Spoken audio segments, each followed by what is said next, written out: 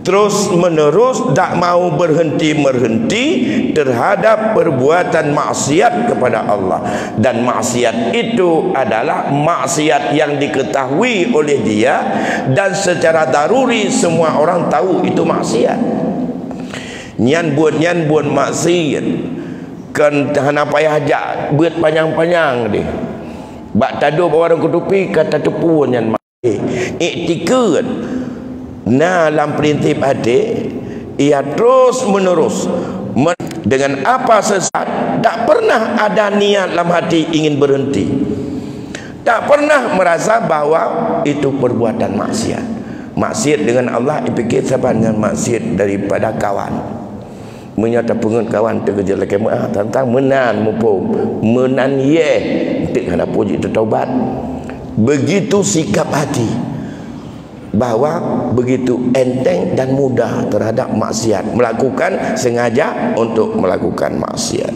Yang ketiga, wal qunutu mir rahmati, putus asa dari rahmat Allah, putus asa dari ampunan Allah, putus asa daripada sebuah harapan dalam hidup, putus asa terhadap anak, terhadap isteri, terhadap pekerjaan, terhadap lingkungan, terhadap kawan. Itu adalah sikap yang berdosa dan dosa besar. Sudah 6 kali mulai habis kerja dapat pesangon 250 juta. Tak belum motor pikon jok tapat kau belum pegat kafe pikon olehnya anak abi bu hana umpu pegat le muat ya putus asa ada putus asa budak mengon untuk kita be yang buat juga kat bahu tu kira no mentau lebih mudah. Ini masalah dalam pekerjaan, putus asa dalam mendidik anak juga sama, tantangan sungguh dahsyat sekarang. Saya bawa ke mandi dia enggak mau, saya bawa ke sana dia enggak mau. Ya udahlah, terserah dia mau ke mana saja, mau jadi apa dia, putus asa. Tidak boleh. Hidayah Allah kita enggak pernah tahu. Hidayah Allah tak pernah Allah untuk tunjukkan pada kita di mana. Usaha tidak bisa begini, inilah yang dulu Pak urun Tuhan tanya ya muqallibal qulub, gebi hati yang balik-balik berdendam dengan agama maka wajib. Ini yang ketiga. Jangan putus asa dalam usaha mendapat rahmat Allah. Jangan putus asa di dalam mendidik diri sendiri. Jangan putus asa dalam membina rumah tangga. Jangan putus asa dengan beratnya budaya.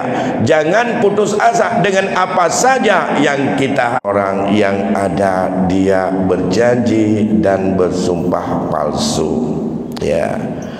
Jadi yang terakhir wal amanu min makrihi, itu belum sumpah palsu lisan. Aman daripada murka Allah, aman daripada bahaya Allah, aman daripada bala Allah, aman daripada kutuk Allah. Nian pih besar sekali dosa dalam hati. Merasa nyaman. Ne gabi ke getanya dah Allah. Yang gebi ke kau mude. Getanya hana temayang han tapu tale lama terus. Dan merasa hati aman, tidak akan ada murka Allah. Tidak ada kebencian Allah kepadanya. Tidak ada teguran Allah. Aman. Nian merasa hati aman terhadap apa saja yang akan datang dari Allah kepada dirinya yang tidak mengenakkan. Itu adalah sebahagian daripada dosa dalam hati. Maka petbah sikap hati nyobekna sifat syirik seolah Allah itu punya kawan, Allah berkongsi. Sifat daripada terus israr mempermanenkan dalam sikap hati terhadap maksiat. Yang ketiga, bahawa kita tidak boleh putus asa dari rahmat Allah. Dan yang terakhir, jangan merasa aman daripada murka dan daripada teguran Allah atau daripada Allah. Sedangkan yang empat lagi adalah ada pada lidah. 4 dosa besar pada lidah kita. Yang pertama adalah syahadatuz zur, yaitu saksi palsu. Saksi bohong, memberikan kesaksian apakah kepada orang biasa, apakah formil, apakah tidak formil, apakah dalam sengketa adat, apakah sengketa mahkamah, apakah di peradilan.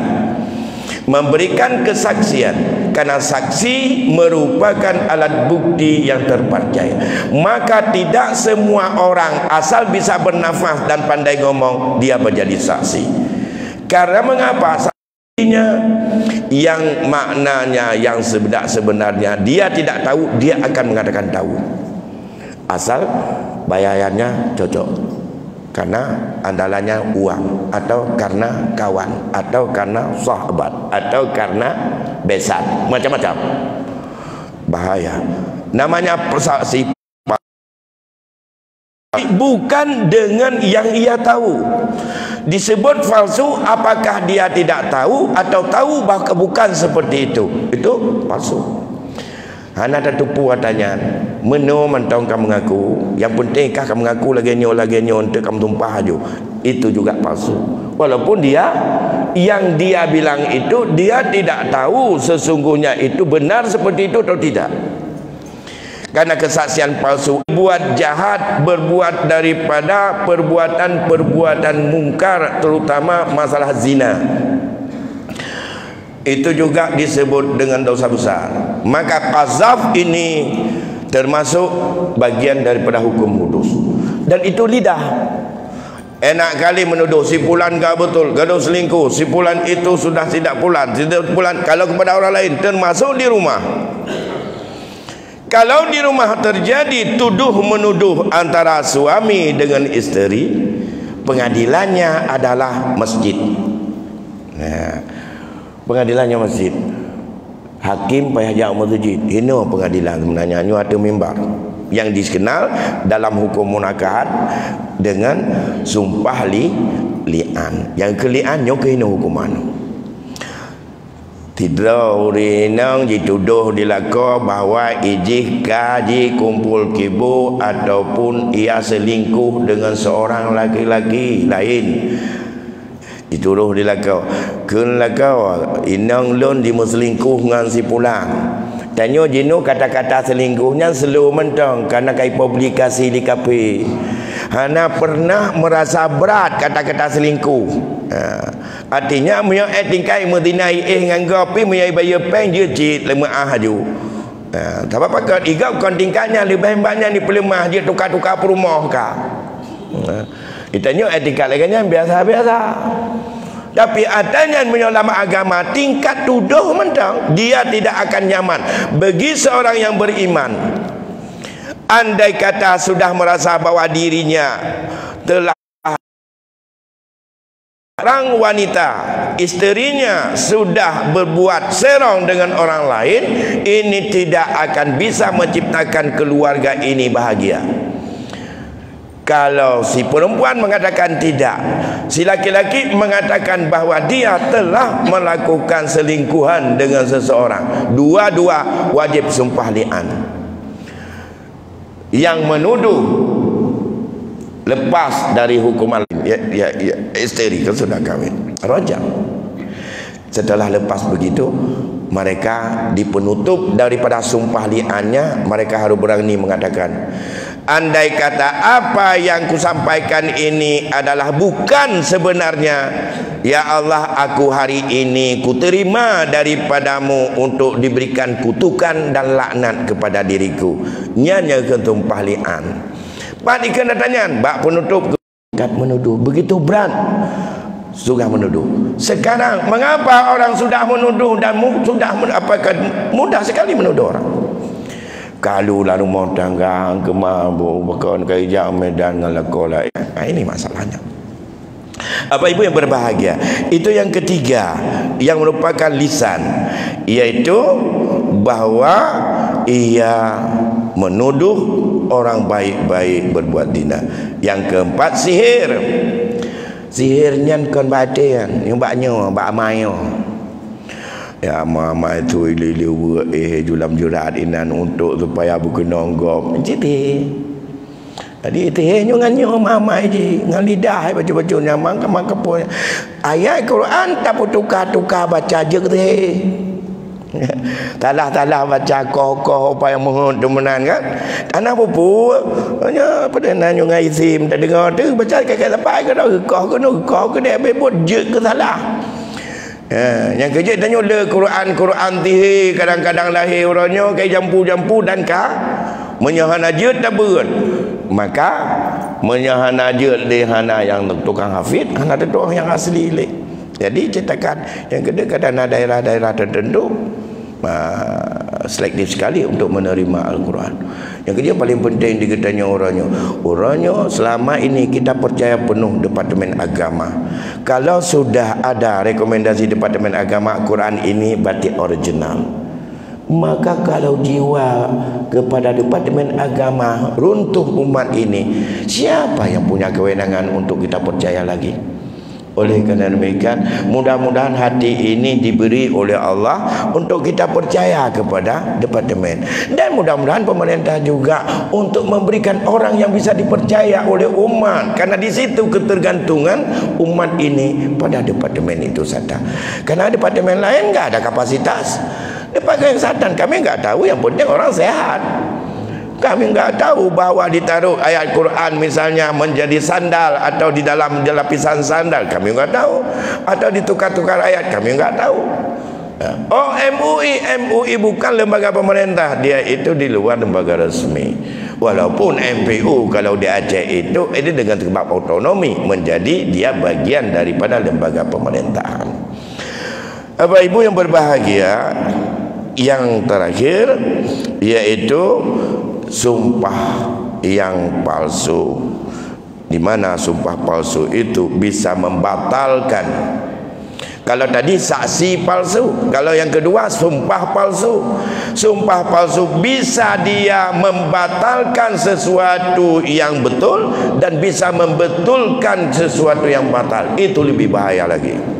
Di mulut pakai lagi demi Allah, ya, bersumpah demi Allah saya tidak pernah untuk mengambil ini, padahal dia yang ambil. Kalau sudah tingkat demikian itu maknanya dia itu apa? Tidak pernah merasa bahwa Allah tahu apa yang dilakukan. Kalau sumpah tidak menjadi sebagai lagi untuk pegangan akhir, maka bagi Islam itu adalah cukup mulia sumpah itu. Yang kerja dalam Islam perkara hana panjang, hana saksi, hana alat bukti. Cari aja alat bukti dengan sumpah. Itu sumpah. Ya.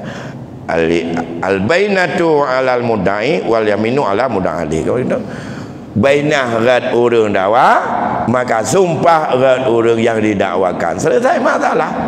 Sebab hana bainah bersumpah, item bersumpah selesai, maka terjadi sumpah itu sumpah palsu, otomatis yang benar akan salah, yang salah akan benar. Banyak orang hari ini di saat iman tak connect dengan hati, berani bersumpah walaupun dia adalah bukan melakukan itu yang seperti yang apa yang disumpahkan. Menancit, melanggar sumpah itu lain lagi. Ini sumpah palsu. Tamu sumpah, karena sumpah menjadi alat penyelesaian antara perkara sengketa, terutama berkaitan dengan masalah perdata. Yang sumpah menunjukkan menyohana saksi sumpah, bak saksi bunuh orangnya taban masalah. Saksi hantar temu orang adik, orang carong tapi adik dan karena Tuhan ni cemut pengun. Pulang katanya. Yang kedua, hai Tuhan ni pengun. Ya, menyodoh yang tak tahu orang pasainya orang pengun Tuhan temanannya. Maka hang ketua ke saksi. Cuma menyok ke Tuhan dengan mentong hana temakut pulang ke katanya. Katanya pi ilati kiamat. Yang kedua, sumpah saksi tidak bisa dipercaya. Bainah itu yang paling utama dalam Islam, bainahnya saksi. Yang kedua, sumpah menyanyo hana alat saksi, maka tidak bisa untuk mendapatkan keadilan. Dan keadilan akan mudah untuk diselewengkan dan tidak bisa mensampaikan orang yang benar hak kepada haknya. Sedangkan hak orang yang bukan haknya yang dia ambil secara ilegal walaupun legal di dunia, itu qit'atun minad nar, kata Rasul, yaitu sepotong api neraka. Jadi kemudian saya lanjutkan, masih berapa menit lagi Ustaz Fahrul. Ada 3 lagi, ini saya persingkat babe. Ada 3 dosa besar dalam perut. Ingat, 4 pada hati, 4 pada lidah, 3 pada perut. Neboh dosa besar dalam perut. Ya, yang mana? Yang pertama, syarbul khamar wal maskar, jib dan pajuh daripada yang mabuk, dan yang mabuknya adalah qat'i haram, baik yang dimakan maupun yang diminum. Nyan problem dengan perut, dosa besar dengan perut. Memang jalan masuknya babah, tapi bukan tidak punya resiko lidah. Ya. Walaupun lidah ikut untuk merasakan. Wadah lewat kenai rasa lidah le mameh puana. Sebab bak rasanya hanya ke selektif. Tapi ilmiah bahawa itu pun adanya haram, ini yang jadi masalah. Mengapa? Karena ia akan masuk dan mengendap dalam perut. Itu sesuatu yang haram diminum, tetap diminum khamar, dan dosanya dengan Allah. Dan begitu juga yang haram untuk dimakan. Narkoba bagian daripada khamar. Dan kita di Aceh, narkoba tidak ditangani dengan kanun. Karena dibandingkan hukum narkoba secara nasional jauh lebih keras, karena bahayanya jauh lebih berat dalam pandangan ulama, maka tidak dimasukkan dalam khamar. Dalam kanun jinayat kita hanya masalah khamar saja, 40 kali cambuk. Itu adalah amalan dilakukan oleh Rasul. Kalau narkoba gak bisa masuk untuk mahkamah syariah, dia pengadilan negeri sesuai dengan hukum positif dalam narkoba menurut hukum nasional kita. Kemudian ini perut. Yang kedua, aklu mal yatim dulma, makan harta anak yatim secara zalim. Ini dosa besar. Yang tidak zalim bagaimana? Ada 4 cara. Bagi katanya kalau kita bukan kaya, in kana ghaniyan falyastafif. Kalau kamu orang yang cukup makan, hendaklah kamu berikan kemaafan dalam menangani harta anak yatim. Tapi lau kana faqiran, kalau kamu fakir, ya falyakul bil ma'ruf, boleh makan harta yatim bil ma'ruf. Iban makan dengan jalan yang ma'ruf. Ahli tafsir di dalam kitab tafsir Al-Hawi mengatakan ada 4 cara yang jet pajuh. Ubena dah baca cara kita nyo pajuh laweknya harta yatim di kampung hanam demo. Nanti harta kita nyo cara pajuh kita nyo laweknya. Menyamati sidra uragam anak gemantau bebut nyo harta nyo baik tahu le sayang anak yatim pada dalam rumahnya yang yatim nasabah.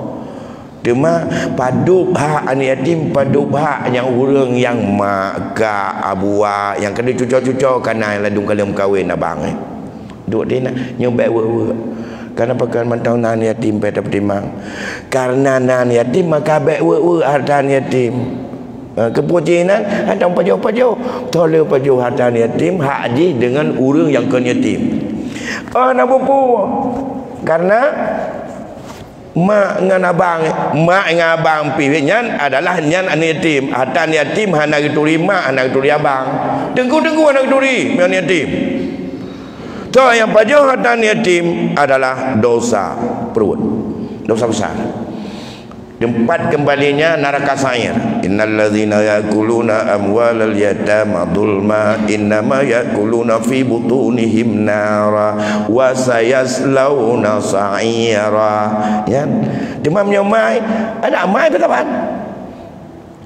Jadi yang jihad yang pertama, makan di saat sempit karena dia miskin, ambil dengan nanti pengembalian, atau ambil secara utang nanti saat akan dibayar, atau ambil kadar kerja minimal, berapa ongkos kerja dalam kita mengelola, ya, walaupun tak bayar, boleh macam, ya, atau ambil dan bertekad untuk kita akan berusaha menggantikannya. Yang kekenangan ma'ruf, menyalebeh di banyak, ambil dapat jauh taji hilat untuk watai haji karaya tapi kita tanya tu mak menyonau dep dia menyamati kita nyo tabi tanya nak terfikir kena tantang panjang umur dengan yatim nyo untuk payah bersekolah tanpa dia tinggal kalau kerkep kita nyo dengar aja panjang dia membi ke. Maka ini masalah anak yatim, nanti coba pelajari kembali. Kita bulan puasa, bulan yang dituntut untuk tergugah hati bantu anak yatim.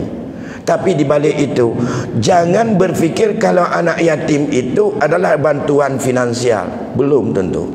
Yang dibutuhkan oleh anak yatim belum tentu uang. Kenapa kan uang lebih ditinggalkan oleh ayahnya. Tapi anak yatimnya dia kaya. Bahkan karena ayah dia orang kaya yang meninggal. Tapi yang dituntut orangnya perhatian kita sebagai umat untuk menuntun dan mengasuh dan menjaga, melindungi mereka. Ini yang dituntut. Menyonai ke bapeng yang kibancara berselamat lagi budget kena orang zalimi, terutama orang dalam rumah. Maka menyangkut anak yatim ini adalah merupakan salah satu dosa perut yang kita kumpulkan. Apa kata Allah di dalam ayat? Orang yang sedang makan harta anak yatim secara zalim, innama ya'kuluna fi butunihim nara, ia sedang membesarkan api neraka dalam perutnya, dalam perut. Ya. Yang terakhir yang menyangkut dengan dosa perut tiga macam tadi adalah wa aklur riba wa huwa ya'lam. Sidra orang kepada riba getepanya riba, getepanya riba ge hang weh-weh nan tetap nyan buat ge tambung menyambung menyahana nyan tang udip nyo dosa besar, dosa perut. Khamar, minuman dan makan yang haram. Yang kedua artinya yang memabukkan. Yang kedua makan harta anak yatim. Yang ketiga makan riba. Ya. Jadi makan riba ini adalah merupakan dosa besar. Baik, saya pikir itu masih ada dosa pada tangan dua, pada kemaluan dua, dan satu ada pada kaki, dan satu ada pada tubuh kita seluruhnya. Dan insyaallah di lain kesempatan nanti kita sambung. Baik, kita sampai di sini dulu. Mungkin ada satu atau dua pertanyaan. Ya, baik. Kaum dan muslimah sekalian, sudah banyak yang dibahas oleh Abu. Ada cerita perkara yang terulang dalam dosa besar. Yang sudah dikupas barusan. Mungkin ada yang berkenaan dengan yang belum jelas, boleh ditanyakan.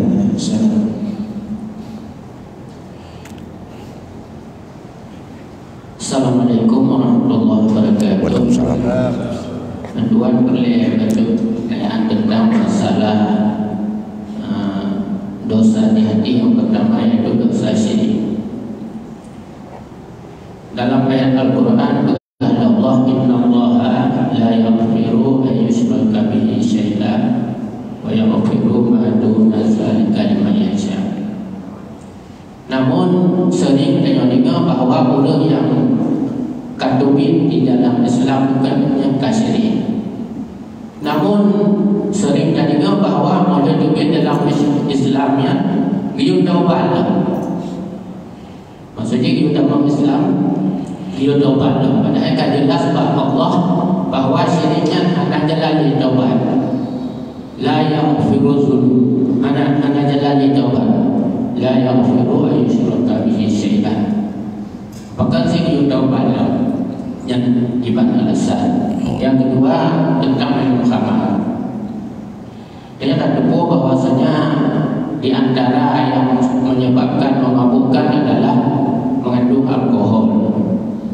Dan menyatakan di dalam Al-Quran tersebut khamar Namun di dalam kanun jenayah kita juga baca bahwa gebatasi nilai alkoholnya sehingga jin menghanyut.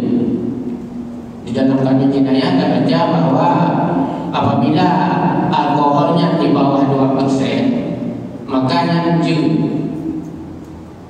Jadi padahal nah di antaranya walaupun di bawah 2% nya nah yang tak mabuk. Anda mesti diada 2% baru mabuk. Di bawah 2% lebih, nah di antaranya yang tak mabuk. Jadi bahkan sampai dibatasi 2%. Menantiku sementara. Assalamualaikum warahmatullahi wabarakatuh. Waalaikumsalam. Langsung aja dulu. Boleh, langsung aja. Baik, terima kasih. Menyangkut dengan masalah syirik. Orang yang murtad, ia sudah jelas sudah syirik, yang taubatnya sudah disebut oleh Allah memang tidak diterima lagi. Kok ada masalah bertaubat gitu. Menurut yang pernah saya baca, hukum orang murtad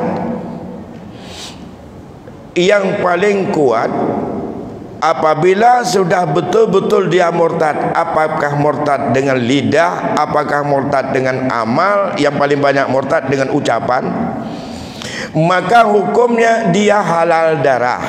Itu hukum dasar. Orang murtad halal darah, hanya kebah. Hana saban orang murtad dengan kafir zimmi, ana saban orang murtad dengan kafir ma'ahid, ana sabar orang murtad dengan kafir musta'man. Dia sama ada yang kafir yang sedang mendapat perlindungan suaka politik, dia kafir hidup di Malaya, di pelung katanya negara Islam hino, gelindungi darah di hino, awaknya di tembarang yakcok kena. Itu sebagai musta'man, orang yang mendapat perlindungan atas suaka politik dia. Begitu juga yang orang-orang yang zimmi, begitu juga yang ma'ahid, sudah terikat dengan. Kalau kita di Indonesia sudah ada sebuah ikatan perjanjian sejak dulu antara tidak boleh orang yang sudah agama yang provokasi dan mau agama lain. Yang kejadian walaupun murtadan orangnya pelanggaran daripada ma'ahid. Agar dia cakap orang kena agama, ya cakap SMA tebarkannya, bahaya. Saya sudah selesaikan dulu waktu saya masih ada kewenangan ke situ. Alhamdulillah anak tutup le bukunya. Ya tepuk-tepuk buku, bapak pintu rumah, bapak pintu musalah, lah musalah SMK macam-macam tu. Nah, sampai dengan di Aceh ini kita kumpul semua mentong sampai dengan salah 28 judul.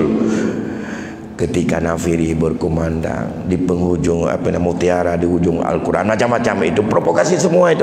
Sebenarnya itu adalah pelanggaran dari ma'ahid, dan kita berikan kesadaran akhirnya itu memang sekarang sudah aman. Mudah-mudahan tak muncul lagi tentang misionaris. Jadi kembali kepada pertanyaan tadi, maka karena hukum dasar gitu percuma, yang khilaf di mana? Itu yang muncul tadi, mengapa adanya bertaubat. Seorang yang masuk dia sudah keluar dari Islam secara murtad, ia adalah halal darah, harus dipancung. Bedanya kapan dipancung? Nah di sini itu khilaf. Ada yang berpendapat dipancung tanpa ada pertanyaan apapun, langsung pancung. Ini adalah pendapat mazhab, tapi saya sudah lupa, nanti bisa kita share kembali itu mazhab apa yang seperti demikian. Satu pendapat lagi enggak, harus dinasihati dan ditaubatkan dulu baru boleh dipancung. Andai kata dia balik ke Islamnya, maka dia itu adalah dia bersyahadat balik, percuma dia dosanya itu adalah harus taubat. Yang mana yang harus ditaubat? Selama di dalam kemurtadan semuanya taklif dia kena. Selama dalam kemurtadan semua taklif ia kena. dan tidak bisa lakukan apa-apa. Apa saja yang ditaklifkan dalam hukum kena semua di saat dia murtad. Maka disitulah ada munculnya bertaubat. Maka mengapa bertaubat? Karena ada kaul yang mengatakan tidak dipancung langsung, tapi dia dinasihati oleh hakim dan dia diminta kalau dia mau taubat, itu lebih lunak. Yang satu lagi langsung, nggak ada apa taubat-taubat lagi. Nah, ini beda. Jadi ada dua pendapat. Makanya timbullah pendapat apa yang mengapa itu ada yang harus dipertaubat. Di situ tentang masalah ambil hukuman. Kalau sekarang kita nggak ada yang bisa ngambil hukuman, itu pelanggaran karena memang tidak formil di dalam ketentuan. Tapi kalau satu saat nanti formil menjadi hukum formil di Aceh dalam kanun yang bertahap lebih sempurna akan sampai, dan itu adalah bahagian daripadanya. Jangan dengan itu pun mata hukum semayang. Hana semayang lu bertobat semayang, tapi dia tidak membantah salatnya, cuma nggak mau saja sampai asar, habis salat asar waktu jamak habis, itu juga halal darah. Nah, itu kalau berlaku kanun itu sedikit tinggal kawan kita di Aceh ini. Banyak yang harus dipancung nampaknya itu. Kalau berlaku kanun itu, tapi kanun itu belum, dan itu fikih. Apakah yang mana diambil? Ya, kita nggak tahu yang berkaitan dengan ini. Satu lagi tadi apa? Iya, khamar, berkaitan dengan hukum khamar, bahwa di dalam kanun Aceh tentang hukum pidana ataupun kanun jinayat, di mana khamar tidak dimasukkan dan dimasukkan khamar. Dan kalau menyangkut dengan narkoba enggak masuk, itu memang dalam hearing publik dulu sudah cukup panjang bicara, mengingat bahwa khamar hanya 40 kali cambuk. Menyebut gila emailnya ada haram jadahnya ada mah 40 go iki manga 30 go berarti 30 kilo 40 kilo turun tagai. Lihatnya kem-kem ko dah ya peblawa dulu. Makanya buat fikir katanya akhirnya menyamuna atanya puluh udah kata dia. Bah mana ni ke dia? Ya awak punakun untuk berkata apa ke pemakai, apa ke pelindung, apa ke toke, apa juga siapa saja. Menyangkut dengan itu, menyangkut undang-undang narkoba. Percuma saya tidak begitu detail untuk membaca berkaitan dengan kadar khamarnya, kadar alkoholnya yang ada dalam kanun jinayat. Apa di penjelasan atau tidak begitu detail bisa saya baca. Tapi saya nggak sepakat dengan itu. Terserah orang dewan memutuskan seperti itu. Karena begini, karena setiap yang haram nin dengan le adalah itu tetap haram. Ya. Tiap-tiap yang mabuk itu adalah sedikitnya adalah tidak mabuk. Setiap yang mabuk itu kecil dan besar sama, hukumnya tetap ya dihukum sama dengan hukum mabuk. Maka haramnya juga sama. Apa alasan? Dan itu saya tidak bisa memberi jawaban, dan saya pikir MPU sendiri tidak pernah untuk menyetujui seperti itu. Apakah itu sebagai kelunakan dimasuk unsur lain, jadi dilihat kepada keghaliban standar berapa yang bisa, itu bisa menghilangkan akal atau hilangkan kesadaran. Saya pikir, tapi saya tidak sepakat dengan itu. Saya lebih cenderung kecil besar sama, walaupun percuma saya begini, walaupun tidak sama. Ada sedikit lagi saya klarifikasi ini. Ada satu jinayat, setiap jinayat tidak semuanya itu kena di dalam bentuk hukum hudud. Karena khamar itu hudud. Khamar itu hudud. Maka ada kadar hudud yang kena hudud, seperti masalah potong tangan pada pencurian. Tapi ada kadar pencurian berapa nilainya yang kena hudud, berapa yang turun dari hudud menjadi takzir. Tapi kalau dikatakan tidak haram, ini yang aneh. Tapi kalau tidak dikenakan dengan hukum jinayatnya dalam bentuk ta'zir, dalam bentuk hudud, turun menjadi ta'zir. Walaupun ta'zirnya tidak cambuk, terserah berapa, itu saya lebih setuju. Karena ada kadar yang diberikan. Oh, ini misalnya kalau kadarnya sekian, ia tidak dikenakan hudud untuk 40 kali cambuk. Karena hudud khamar 40. Kalau 10, 5, 4 itu bukan hudud, tapi masuk dalam kategori takzir sebenarnya. Ini memang ustaz kita ini lebih paham itu, karena lama sekali sudah berkecimpung di WH dan juga di keamanan, tapi di Aceh Utara. Jadi maka saya sejak dulu memang sering diskusi dengan beliau. Sejak waktu saya masih harus lihat dalam konteks hukum yang berlaku dalam kanun kita. Makasih. Nanti ada 5 menit lagi. Waalaikumsalam. Dua pertanyaan aku. Yang pertama, disumpahkan dengan Al-Quran di Mahkamah Syariah secara hukum sah atau tidak? Ya. Dan yang kedua,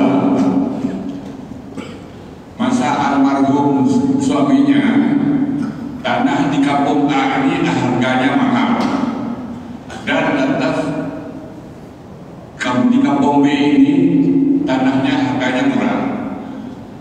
Masa almarhum disuruh wakaf tanah yang di kampung A, lantas dijual tanah ini karena harga mahal, dibeli harga tanah yang murah di kampung B. Apa itu sah secara hukum? Mohon penjelasannya. Baik. Ini singkat saya jawab karena waktu sebenarnya udah habis ya, sampai jam 2. Baik, yang pertama sumpah. Tanpa disumpah juga sumpah itu jadi. Ada nama tamu sumpah tetap sah. Oh, hana nonton ataupun tidak disaksikan oleh pengadilan sah juga. Tidak tetamu sumpah sah. Tentang isi sumpah. Oleh karena demikian, andai kata sumpah itu terjadi hunus atau pelanggaran berdosa, maka kena kifarat sumpah. Menyangkut kifarat, ada kifarat sumpah, ada kifarat macam-macam nanti lagi ya. Jadi tetap sah. Yang mana keputusan Mahkamah Syariah yang sah. Menyohanjut nemu tumpah atanya naik ni baik nemu tumpah. Menyo rancana me tumpah. Menyoda nemu tumpah kon laganya drone khunus berarti mendosa kenong kafarat tumpah. Yang menyo bulan puasa tumpah palsu yang modelnya batal pahala puasa tu. Ya, baik tumpah dalam puasa. Ya, dan baik langgar sumpah. Ya, sah. Walaupun itu kita bersumpah seperti itu, tapi bukan sebenarnya seperti itu dan tidak dipaksa oleh mahkamah. Menyonya lagi nyo nemu tumpah nyonya lagi nyo tiap nemu tumpah hana ancaman apapun, maka itu sah sumpahnya dan itu sumpah palsu kita. Kalau memang bukan seperti yang disumpahkan, kita tidak tahu, bersumpah tahu. Nah, ini resiko. Yang kedua, berkaitan dengan wakaf. Disuruh wakaf tanah di A, kemudian A di kampung B ada juga tanah ya. Beda harga. Jual tanah di kampung A, jablo tanah kampung B, wakaf sah? Tidak. Tidak sah. Ya. Itu adalah termasuk orang yang melanggar terhadap wakaf orang. Karena kecuali yang sah sawa draw wago. Hana geyo ba orang lain. Saya ingin wakafkan tanah. Hak saya lah mana yang saya wakaf. Pak ku wakaf, bah ku wakaf tanah Kelancang Garam hidih kabine laut. Bublo tanah hidih Simpang Keramat, dah blo kena ngam mudah ke kelola.